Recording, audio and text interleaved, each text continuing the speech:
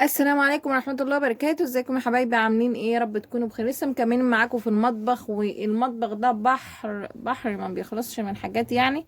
قبل ما نبدأ الفيديو ما تنسوش تشتركوا في القناة وتفعلوا زر الجرس. ورجعت لكم يا حبايبي وفيديونا النهارده عن طقم السمك في جهاز العروسة. الطقم ده ممكن تحطيه في المطبخ وممكن تحطيه في النيش على حسب النيش بتاعك، وعلى حسب برضو المطبخ بتاعك، وعلى حسب انت عايزة ايه بالظبط. تمام. ده طقم السمك بتاعي. افتحه معاكم. بسم الله الرحمن الرحيم. اول حاجة دي السمكة الكبيرة. تمام. هي بالشكل ده، هو في اللون اللي هو محمر كده، لونه محمر كده، يعني مش نبيتي ومش احمر. تمام. في لون بيج بالشكل ده. تمام. دي السمكة اللي هي الكبيرة، وجاي معاها ايه كمان؟ جاي معاها الطقم ده اللي هو السمكات الصغيرين بتوعي يعني. السمكة الصغيرة دي بالشكل ده. ودي تاني واحدة. ودي تالت واحدة.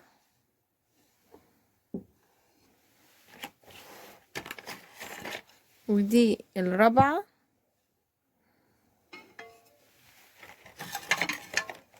ودي الخامسة. ودي الست. تمام. ايه ده طقم السمك. جاي معاه ايه تاني؟ جاي معاه المعلقة دي. المعلقة اللي زي ما انتم شايفينها كده، هي عريضة من هنا كده. ممكن تستخدميها برضو في السمك، ممكن تستخدميها في الحلويات يعني برضو عادي. مثلا لو هتشيلي جاتو، هتشيلي اي حاجة بقى، بسبوسة، مش عارفة، اي حاجة من الحلويات. وممكن برضو تشيلي تغرفي بقى السمكة وكده يعني. هما جايبينها معاها نفس الخامة يعني، هي بايركس. هو الطقم ده نوعه بايركس. تمام. بالشكل ده. بصراحة انا نصيحتي ليكم لما تيجوا تجيبوا طقم السمك ده، ان انتوا تجيبوه مش تجيبوه الوان يعني. تجيبوه تجيبوه سادة، اللي هو الابيض ده.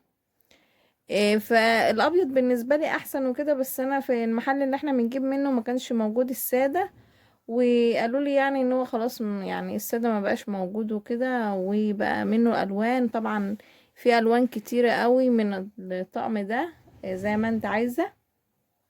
بس انا حسيت بعدها ان اللي هو الابيض ده شيك واحسن منه. فانتوا قولوا لي برضو اجيب واحد سادة ولا خلاص كده.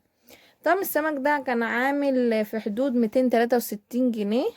هو مش غالي يعني، وبرضو اللي هو ممكن بيبقى الاستخدام بتاعه محدود شوية. فاللي هو انت برضو هتجيبيه مش هتستخدميه على طول. ده كان الفيديو بتاعنا. اتمنى ان انتوا تشتركوا في القناة وتفعلوا زر الجرس عشان يوصلكوا فيديوهاتي الجاية اول باول. وتابعوني عشان في فيديوهات جاية احسن واحسن. واتمنى ان انتوا تشجعوني، واشوفكم على خير فيديو جديد. باي باي.